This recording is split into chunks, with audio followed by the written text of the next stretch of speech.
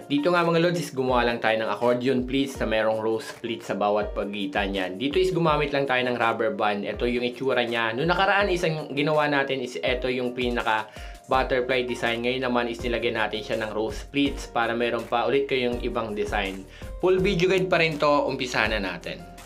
Una lang natin gagawin is dito is gagawa lang tayo ng triple pleats mga lods. Ganon pa rin sa part 1 and part 2 at ito na nga pala yung part 3. Lahat ng umpisa is triple pleats lang mga lods. At ang table natin dito is 2 meters. Tapos yung bawat fold natin ng triple pleats is 4 inches mga idol. Pwede rin po nasa 5 inches.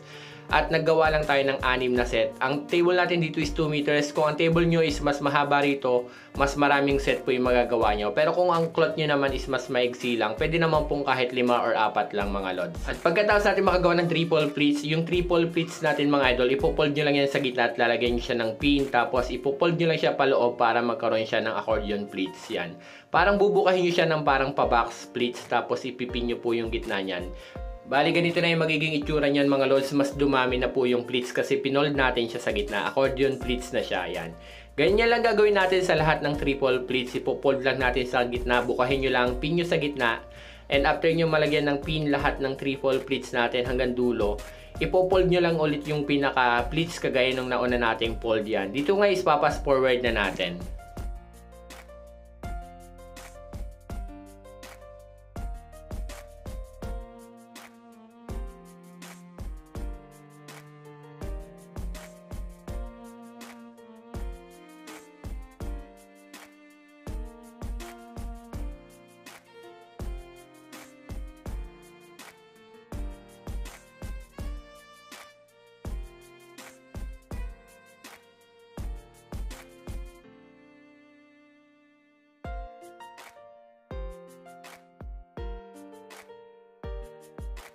At pagkatapos nga natin matapos yung triple pleats na may accordion pleats mga lods yan. Dito naman sa pagitan is gagawa na natin siya ng rose pleats design. Dito is popold lang natin yan. Fold nyo lang siya hanggang pinakataas or bandang taas lang mga lods. Or pwede rin namang medyo mababa. Depende sa inyo kung saan nyo ipupwesto. Tapos hawakan nyo lang yung na-fold nyo. Yan, hatakin nyo lang. Tapos lalagyan nyo siya ng rubber band yan. Magre-release lang kayo ng konti sa pinakalaylayan para meron siyang design pang konti sa laylayan mga idol yan. Ganyan lang siya, hatak-hatakin nyo lang at magkakaroon na siya ng simpleng rose pleats. Sa pagtali ng rubber band, dito is 3 ikot lang. Depende sa inyo kung gaano kahigpit nyo siya hihigpitan mga idol.